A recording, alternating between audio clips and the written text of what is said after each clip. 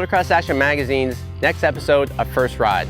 I'm Daryl Eklund. We got our 2018 KTM 250SXF here with you today. This bike's generally the same as last year. We got a lot of time on it. I'm going to start with the bad points so far. The camshaft sprocket is a 14. That's way too tall for the general rider. Top pros maybe can use that gearing. We chopped that to a 13, so it's a 1351, which really makes more get up and go out of the corner since it's a really high RPM engine. All the power is on top end. It produces almost 54 horsepower. We just heard from the Trolley Designs KTM team that their gearing is actually a 14 front with a 53 rear. So we've tried that and we seem to take almost a more liking to that, but either one of them works. Again, this is a pro to intermediate bike.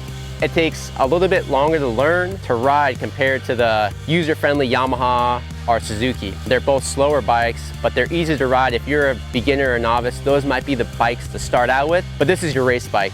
You don't have to do much to it. Has great forks, a great chassis, great handling, a great engine for those faster riders. They have some internal changes in the forks with updated settings, as well as the shock. It rides a little higher in the stroke. So I feel like you can ride the setting a little higher as far as the pressure. We finally got the Team Orange frame this year that we really like, along with the orange frame guards. It has a bigger battery. It's not heavier by any means. It's actually the same weight. So the battery tray is a little bit bigger, just for better starting in cold weather, more cold starting amps. Other than that, pretty much the same bike. Hopefully in 2019 we'll get all new updates. So we're gonna get our chief test rider, Dennis Stapleton, out there on the track and give you guys some feedback at the end here.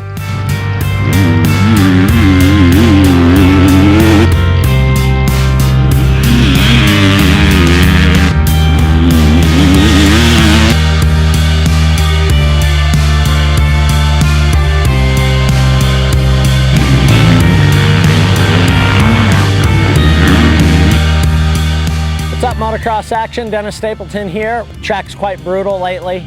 It's been real good for suspension testing. We noticed that these air forks are still some of the best air forks in the game. Front wheel stability and making your mark with this bike is amazing. A few things that we noticed we didn't like was some of the deeper bumps that have multiple line choice, the shock under a load. Not quite satisfied yet with it, but we still have lots of hours of testing to go into this bike. Overall, bike last year was top of the game. This year with some minor improvements. We definitely see this bike being at the top later in the year at the 250 shootout. One of the things that we dislike is the maps.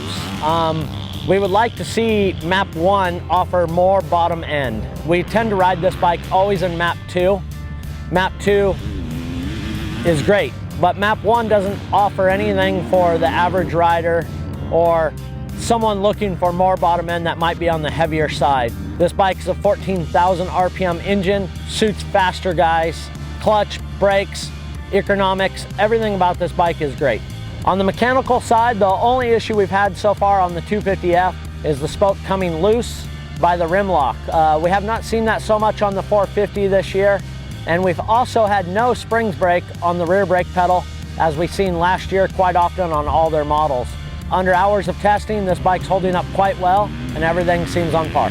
Look for this test in an upcoming Motocross Action magazine or check us out online at motocrossactionmag.com for latest bike tests, reviews, and product evaluations.